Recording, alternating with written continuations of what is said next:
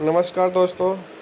आज आपको बताता हूँ पेट्रोल डीजल पे कैसे घोटाला हो रहा है। और सुप्रिया सुनेत्र ने इस पे पूरे डिटेल के साथ बताया है। तो आपको वो वीडियो दिखाता हूँ देरी ना करते हुए, कैसे पेट्रोलियम कंपनियाँ सब घोटाला कर रही है।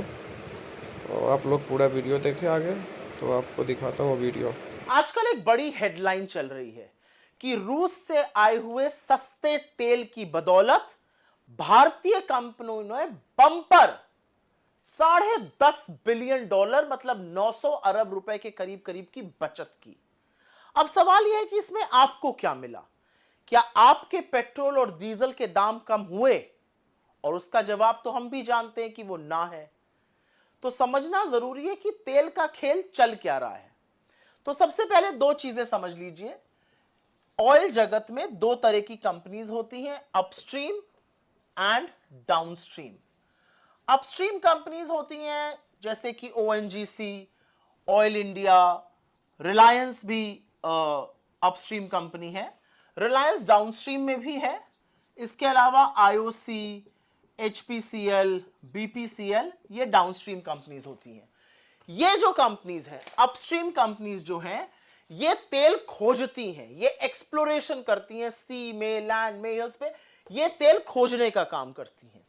जो तेल कच्चा आता है उसको प्रोसेस करने का, उसको रिफाइन करने का काम ये कंपनीज करती है। ये बाजार में तेल बेचती हैं। ये तेल पेट्रोल बनता है, डीजल बनता है, एटीएफ बनता है, जो एविएशन फ्यूल होता है। ये काम ये कंपनीज करती हैं। अब आगे की बात सुन लीजिए। हिंदुस्तान में आपको पता है कि करीब करीब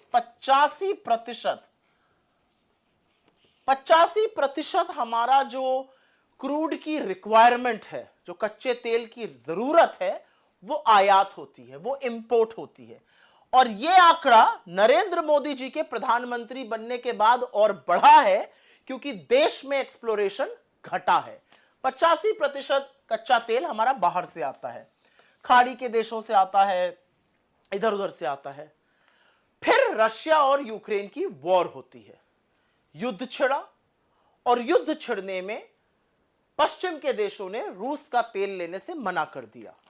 एक बात और भी है कि रूस ने अपने तेल पर भारी डिस्काउंट दिया, तो इंडिया ने रूस से तेल खरीदना शुरू कर दिया।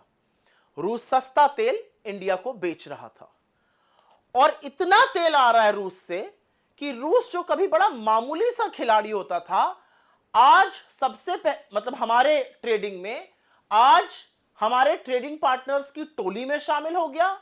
हमारे और उनके बीच सबसे बड़ी कमोडिटी ऑयल की ट्रेड हो रही है।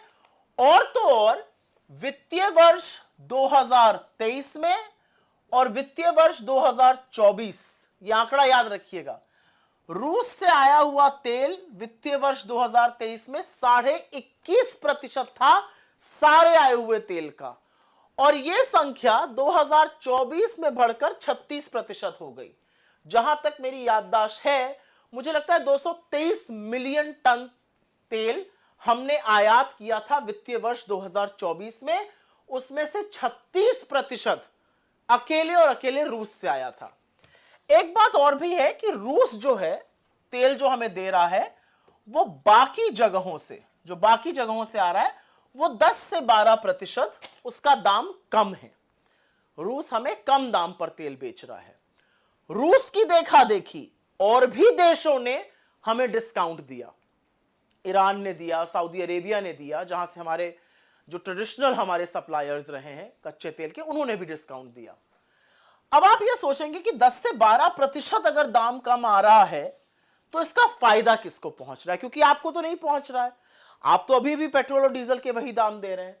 तो फायदा पहुंच रहा है 5 कंपनियों को, IOC, HPCL, BPCL, Reliance industries और नियारा एनर्जी।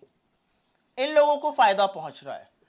इन्होंने रूस के सस्ते तेल से, केवल अभी मैं खाड़ी के देशों के डिस्काउंट वाले तेल की बात नहीं कर रही हूं, सिर्फ रूस के सस्ते तेल से इन 5 कंपनियों ने $10.5 बिलियन,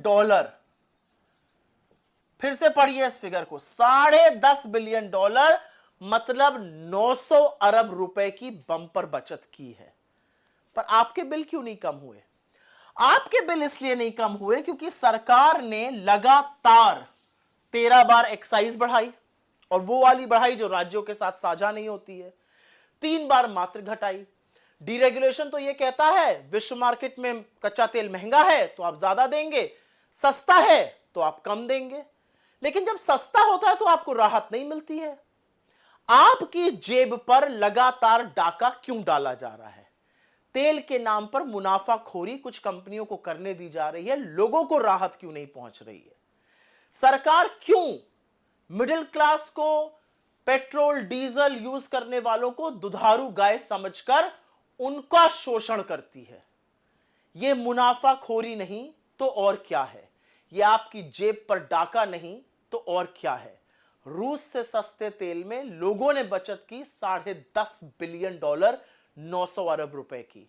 आपने 9 नए पैसे की बचत की है? सोचिएगा जरूर।